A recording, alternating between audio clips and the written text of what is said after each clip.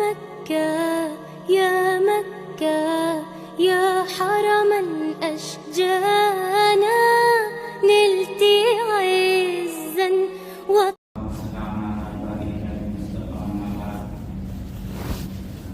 قال الله تبارك وتعالى في القرآن المجيد والفرقان الحميد أعوذ بالله من الشيطان الرجيم بسم الله الرحمن الرحيم ولا تجسسوا ولا يغتب بعضكم بعضا أيحب أحدكم أن يأكل لحم أخيه ميتا فكرهتموه صدق الله العظيم.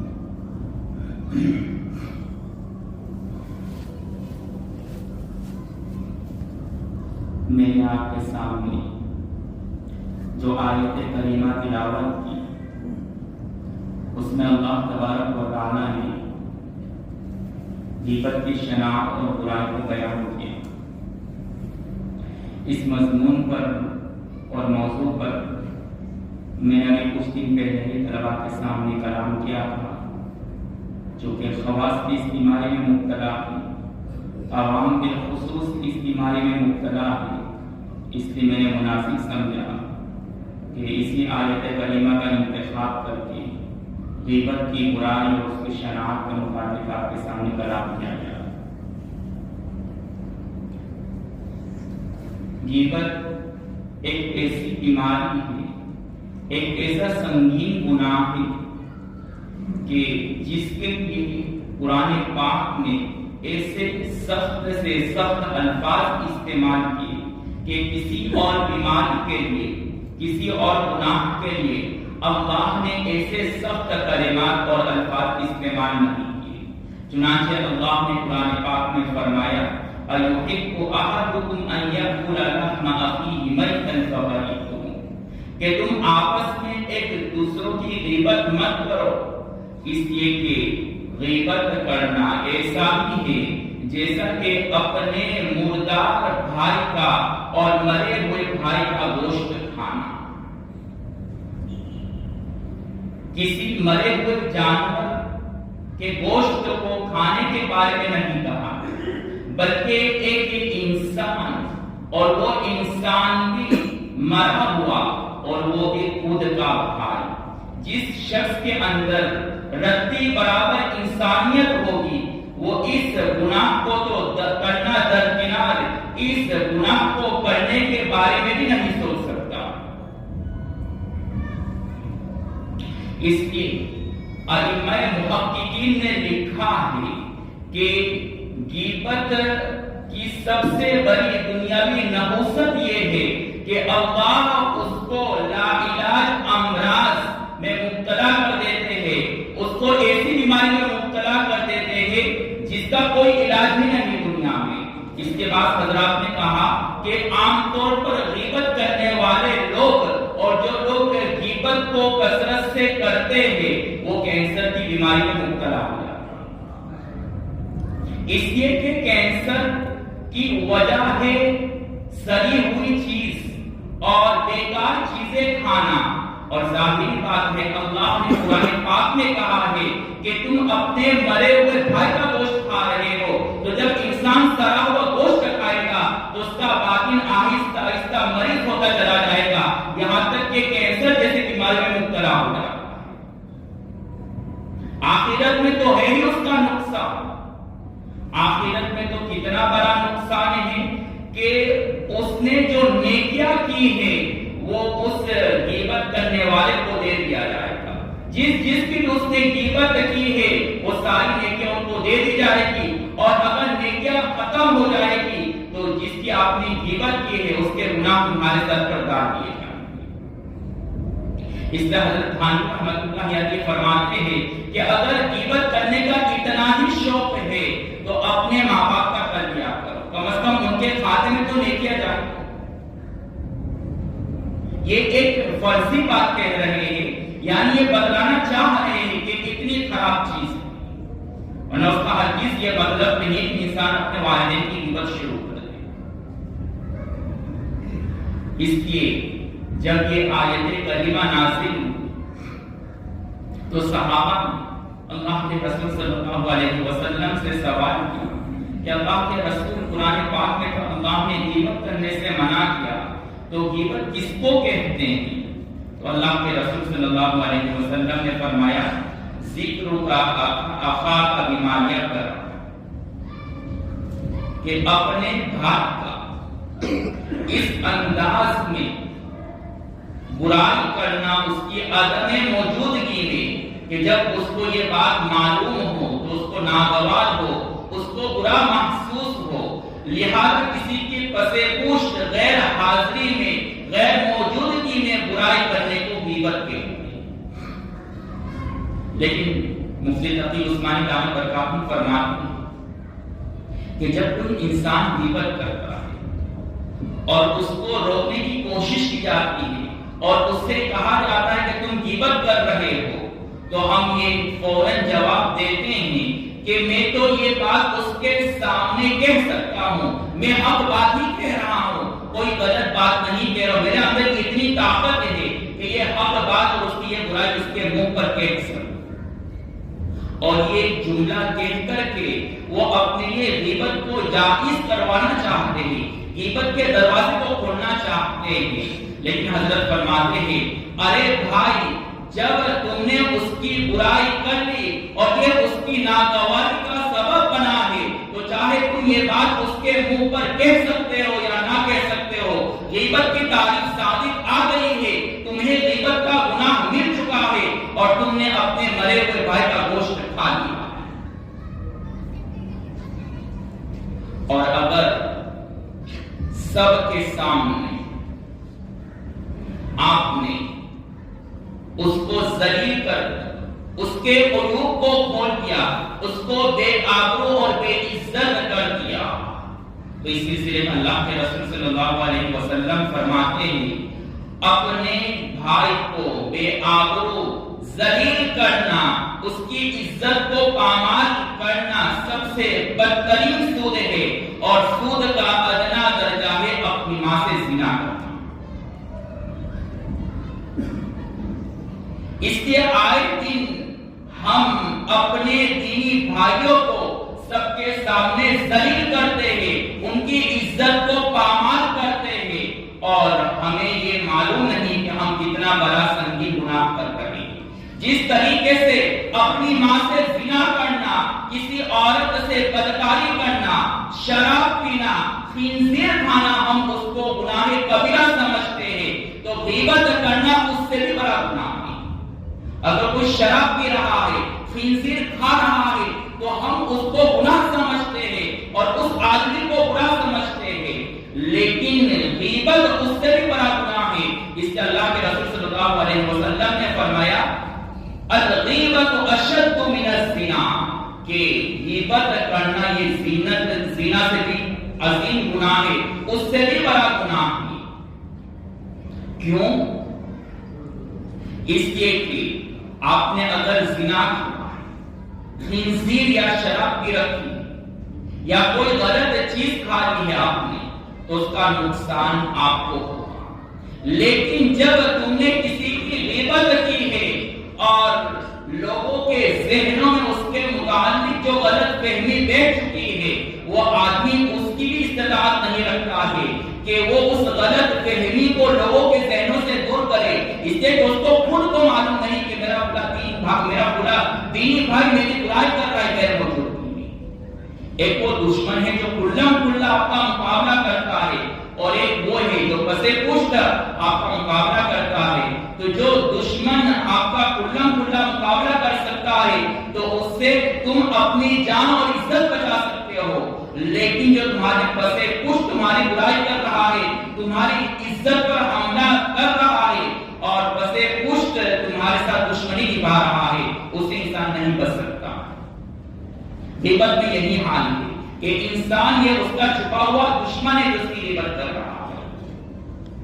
اور دوسری وجہ یہ ہے کہ زنا کرنا، چوری کرنا، خنزیر کھانا، یہ حقوق اللہ ہے، اللہ کا حق ہے، اور اللہ اپنے حق کو توبہ سے معاف کر دیتے ہیں۔ اگر انسان صدق دل سے ان گناہوں سے توبہ کر لے تو اللہ معاف کر دیتے ہیں، لیکن غیبت کرنا یہ بندوں کا حق ہے، حقوق العباد ہے، اور حقوق حقوق العباد کا اصول یہ ہے کہ جب تک صاحب حق معاف نہ کر دے، جب تک وہ شخص معاف نہ کر دے جس کی آپ نے غیبت کی ہے، تب تک اللہ معاف نہیں کریں گے۔ انسان زندگی پر توبہ کرتا رہے، ہزاروں سجدہ اور نمازیں پڑھتا رہے، لیکن غیبت کا گناہ اس کے سر سے تب تک ختم نہیں ہوگا جب تک کہ آپ اس شخص سے معافی نہ مانگ لیں جس کی آپ نے غیبت کی ہے۔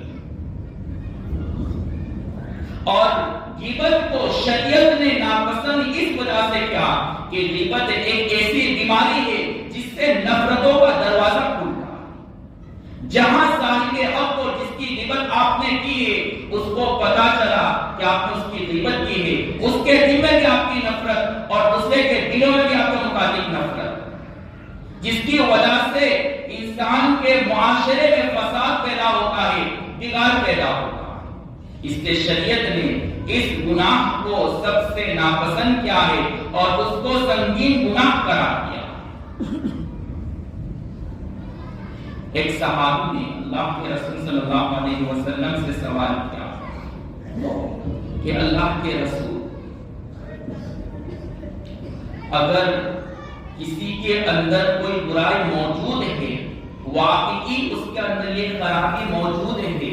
تو اگر ہم اس کی برائی کریں جو اس کے اندر واقعی موجود ہے تو ہمیں غیبت کا گناہ ملے گا یا نہیں؟ تو اللہ کے رسول صلی اللہ علیہ وسلم نے فرمایا کہ جب یہ برائی اس کے اندر واقعتاً موجود ہے تب ہی غیبت ہے، اور اگر وہ برائی اس کے اندر موجود نہیں ہے تب تو یہ تہمت ہے اور الزام ہے، اور یہ غیبت سے بھی بڑا گناہ ہے۔ اور یہ ایسا سنگین گناہ ہے کہ میدان حشر میں جب تک وہ اس الزام تراشی اور تہمت کے دلیل کو پیش نہیں کر سکا تب تک وہ حساب و کتاب سے آزاد نہیں ہو سکتا ہے، وہ اپنے قدم کو وہاں سے ہٹا نہیں سکتا ہے۔ اس لیے میدان حشر میں اس سے دلیل مانگی جائے گی کہ تم دلیل پیش کرو کہ تم نے اس کے متعلق یہ جو برائی کہی ہے، جو ایک بیان کیا ہے وہ اس کے اندر موجود ہے یا نہیں، وہ دلیل دو۔ جب اس کے پاس کوئی دلیل نہیں ہوگی تو اس کو وہاں سے اللہ قدم ہٹانے کی اجازت نہیں دے گی، اس کا حساب عسیر اور مشکل ہو جائے گا۔ اور یہ ایک ایسی بیماری کہ اس کی وجہ سے مسلمان اور دینی بھائی کا دل زخمی ہوتا ہے، اس کے دل کو تکلیف پہنچتی ہے۔ اس لیے ابن کثیر نے ایک لمبی چوڑی روایت نقل کی اپنی مشہور تفسیر میں سورہ حجرات کے ماتحت، جس کا خلاصہ اور ماحصل یہ ہے کہ ایک مرتبہ اللہ کے رسول صلی اللہ علیہ وسلم کعبۃ اللہ کا طواف کر رہے تھے کہ کعبۃ اللہ کے طواف کے بعد اللہ کے رسول صلی اللہ علیہ وسلم نے کعبہ کی قسم کھانے کے بعد کہا کہ کعبہ تیری جلال اور عظمت کی قسم، اللہ کے نزدیک تجھ سے بھی عظیم اور اونچے مرتبے والی چیز ہے، اور وہ ہے مسلمان کا زخمی دل۔ اس حدیث کی تشریح کرتے ہوئے مفتی شفیع صاحب رحمۃ اللہ علیہ فرماتے ہیں کہ اگر کوئی شخص کسی کے دل کو زخمی کرتا ہے، اس کو ذلیل کر کے، اس کو آبرو کر کے تکلیف پہنچاتا ہے، تو کسی مسلمان کے دل کو زخمی کرنا، اس کو تکلیف پہنچانا، کعبۃ اللہ کو منہدم کرنے اور کعبۃ اللہ کو توڑنے سے بھی بڑا گناہ ہے۔ اس لیے کہ اللہ کے رسول صلی اللہ علیہ وسلم نے فرمایا کہ تجھ سے بھی عظیم چیز اللہ کے نزدیک زخمی دل، جس دل کو توڑا گیا ہے۔ اس لیے بخاری شریف میں ایک روایت امام بخاری لائے اور فرمایا کہ جب کوئی کسی کو تکلیف پہنچاتا ہے، کسی کے دل کو زخمی کرتا ہے، تو اللہ اس زخمی دل کے بد دعا کو قبول کرنے میں تاخیر نہیں کرتے ہیں۔ فَإِنَّهُ لَيْسَ بَيْنَهُ وَبَيْنَ اللَّهِ حِجَابٌ، اس لیے کہ اللہ اور اس بندے کے درمیان میں کوئی حجاب اور پردہ نہیں ہے، ڈائریکٹ وہ دعا قبول کر لی جاتی ہے، چاہے وہ انسان کافر ہی کیوں نہ ہو، چاہے وہ انسان فاسق ہی کیوں نہ ہو، پھر اگر وہ مسلمان ہیں تو پھر کیا کہنا۔ اس لیے ائمہ نے لکھا ہے کہ وہ گناہ جن کی سزا ایڈوانس میں دنیا میں دی جاتی ہے، ان میں سے ایک یہ ہے کہ انسان کسی کے دل کو زخمی کرے، یہ ایسا گناہ ہے کہ 7 نسلوں تک اللہ اس نسل کو باقی رکھتے ہیں۔ اور امام عبدالفتاح القدہ نے لکھا ہے کہ اگر اس نے کسی عالم دین کی توہین کی، اس کے دل کو زخمی کیا، تو 7 نسلوں تک اللہ اس گھرانے میں اور خاندان میں کسی عالم دین کو پیدا نہیں کرتے، اس کا خاندان علم دین سے محروم ہو جاتا ہے،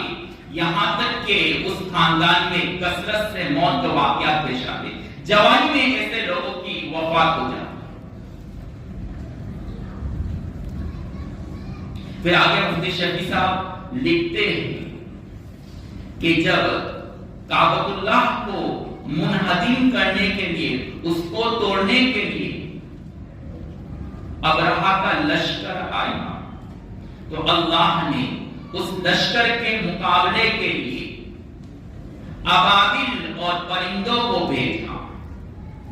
لیکن جب کوئی کسی کے دل کو اور کسی مومن کے دل کو زخمی کرتا ہے تو اللہ خود انتقام لینے کے لیے آتے ہیں، اس لیے کہ کعبۃ اللہ کو ابراہیم علیہ السلام نے اپنے ہاتھوں سے بنایا، لیکن دل کو اللہ نے اپنے ہاتھ سے بنایا، لہذا اللہ خود انتقام لینے پر آتے ہیں، اور جب اللہ کسی سے انتقام لینے پر آتے ہیں تو دنیا کی کوئی طاقت اس سے ذلیل ہونے سے اور ہلاک ہونے سے نہیں بچا سکتی،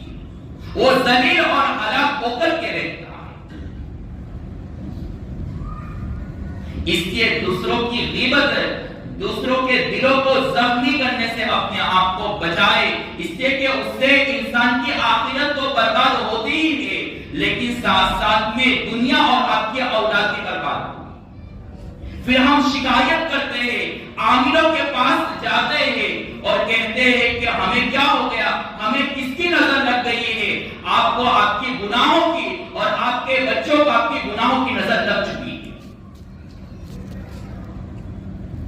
پھر کوئی تعویذ اور کوئی عامل اور بابا آپ کا کام نہیں کر سکتا، اس لیے پھٹکار اور مار اللہ کی طرف سے آئی، اس لیے اپنے آپ کو ان گناہوں سے بچاؤ۔ چنانچہ ایک بزرگ تھے، ان کی والدہ کا، ان کے والد کا انتقال ہوا، جس کی وجہ سے ان کی والدہ بیوہ اور عدت میں تھی، بیوہ ہو گئی اور عدت میں تھی۔ چنانچہ ایک شخص نے اس بزرگ اور ولی کو صرف تکلیف دینے کی غرض سے کہا کہ ہم آپ کی بیوہ والدہ سے نکاح کرنا چاہتے ہیں، حالانکہ اب عدت میں۔ اب ظاہری بات ہے،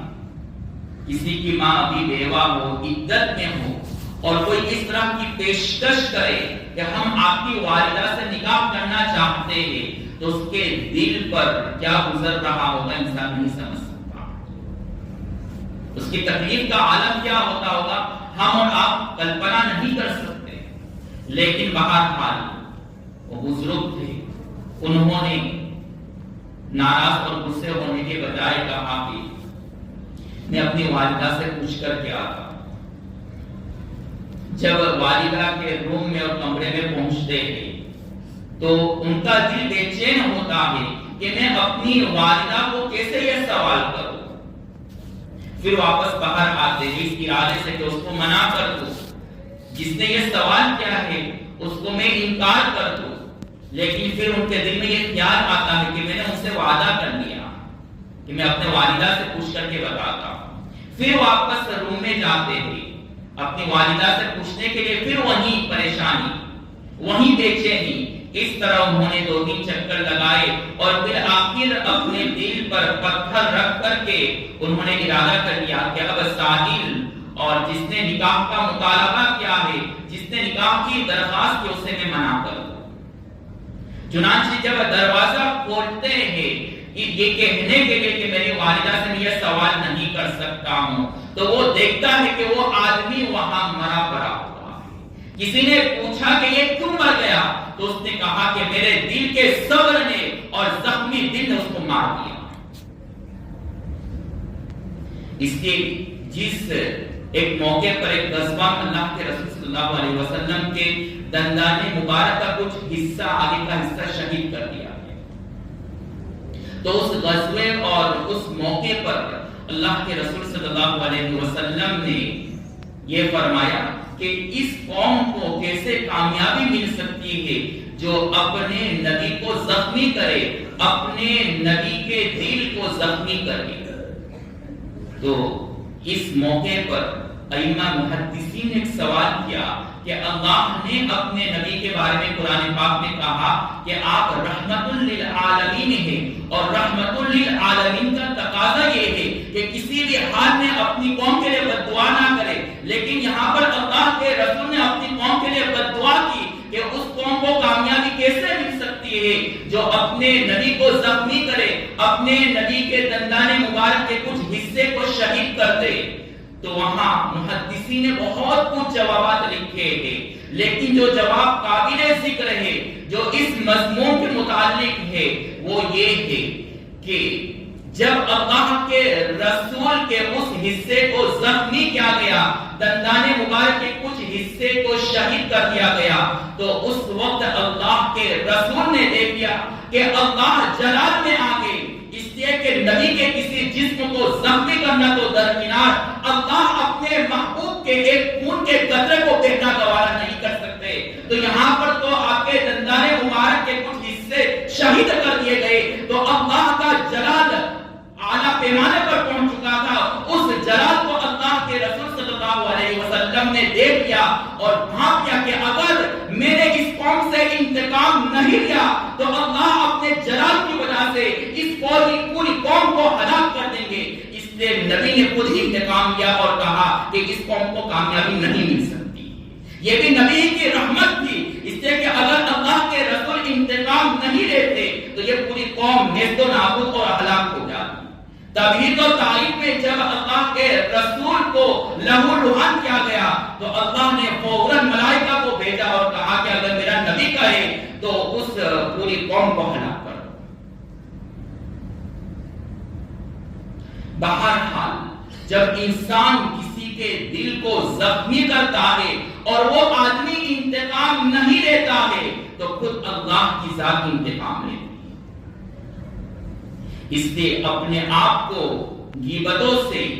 برائیوں سے، دوسرے کے دلوں کو زخمی کرنے سے بچائے۔ آج امت میں جو نفرتیں ہیں اور دلوں میں جو کینہ اور بغض ہے، اس کی سب سے بڑی وجہ یہ ہے کہ ہم نے اپنے آپ کو بڑا سمجھ لیا ہے، اپنے آپ کو عجب کی بیماری میں اور تکبر کی بیماری میں مبتلا کر لیا ہے، جس کی وجہ سے ہمیں ہر ایک حقیر نظر آتا ہے، جس کی بنیاد پر ہم دوسروں کی غیبتیں کرتے ہیں۔ حضرت تھانوی رحمۃ اللہ علیہ لکھتے ہیں کہ غیبت کرنے کی ایک وجہ یہ ہے کہ انسان اپنے آپ کو بڑا سمجھتا ہے اور سامنے والے کو حقیر سمجھتا ہے۔ اگر انسان اپنے دل میں تواضع پیدا کر لے اور اپنے آپ کو کمتر سمجھنے لگے تو سمجھ لو کہ یہ غیبت کی بیماری سے نجات پائے گا۔ یہ غیبت کا علاج ہے کہ انسان اپنے آپ کو کمتر سمجھے، ہر ایک کو اچھا سمجھے، اور ہر ایک کو اچھا سمجھنا بہت آسان ہے۔ اگر آپ سے کم عمر کا ہے تو اس کے بارے میں سوچو کہ اس کے گناہ مجھ سے کم ہوں گے، میری عمر زیادہ ہے تو میرے گناہ زیادہ ہے، اس کی عمر کم ہے تو اس کے گناہ کم ہوں گے۔ اور اگر آپ سے عمر میں بڑا ہے تو یہ سمجھو کہ اس کی نیکیاں مجھ سے زیادہ، اس لیے کہ عمر زیادہ ہے، اس لیے وہ بھی مجھ سے بڑے ہیں۔ سب ہی ہم سے بڑے ہیں، ہم سب سے چھوٹے ہیں، تو اس سے ساری نفرتیں اور دلوں میں جو بغض اور عداوت ہے وہ اللہ ختم کر دے۔ لیکن افسوس کی بات یہ ہے کہ اپنے بھی لو اور اصول اور انصاف کا پیمانہ اور معیار کچھ اور ہے، اور دوسروں کے لیے انصاف کا معیار اور پیمانہ کچھ اور ہے۔ چنانچہ مفتی تقی عثمانی دامن برکاتہم سے کسی آدمی نے کہا کہ آپ نے غیبت کی اتنی برائی کی ہے کہ اب اگر ہم غیبت کو چھوڑ دیں گے تو پھر ہم جو مجلس میں آپس میں باتیں کرتے ہیں، مستی مذاق کرتے ہیں، ایک دوسرے کے متعلق باتیں کہتے ہو تو کہہ نہیں پائیں، اب بس اللہ اللہ کر اور تسبیح لے کر کے بیٹھ جاؤ۔ اس لیے کہ غیبت کی آپ نے ایسی برائی بیان کی ہے کہ اب مجلس میں اور آپس میں جب دوست جمع ہوتے تو کسی کے متعلق برائی کر ہی نہیں سکتے، تو ہماری مجلس چلے گی ہی نہیں۔ تو حضرت نے کہا کہ اس غیبت کے دروازے کو بند کرنے کی وجہ سے آپ کی زندگی کا مزہ ختم ہو گیا، تو ہم آپ سے یہ سوال کرتے ہیں کہ جس طرح آپ دوسروں کی برائی کر رہے ہیں، اگر کوئی آپ کی برائی اسی انداز میں کرے اور لوگ آپ کی اسی انداز میں غیبت کرے تو کیا آپ کی زندگی کا مزہ باقی رہے گا یا ختم ہو جائے گا؟ جس طرح دوسرے کی غیبتیں کرنے سے تمہاری زندگی میں مزہ آتا ہے،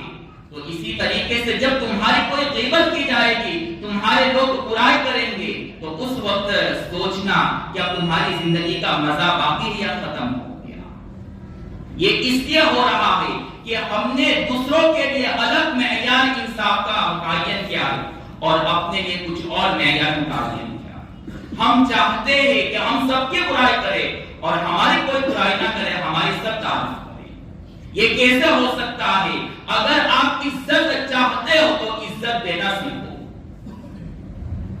جو شخص دوسرے کو عزت نہیں دے سکتا ہے، جو شخص دوسروں کی برائی کرتا ہے، تو سمجھ لو کہ خود اس کے پاس عزت نہیں ہے، اس سے دوسروں کو عزت نہیں دے سکتا۔ اب ایسا شخص ذلیل ہو کر کے دیکھتا۔ اللہ تبارک و تعالی ہمارے دلوں میں اس غیبت کی برائی اور ہمارے دلوں میں جو نفرتیں ہیں اس کو ختم فرمائے۔ اللہ تبارک و تعالی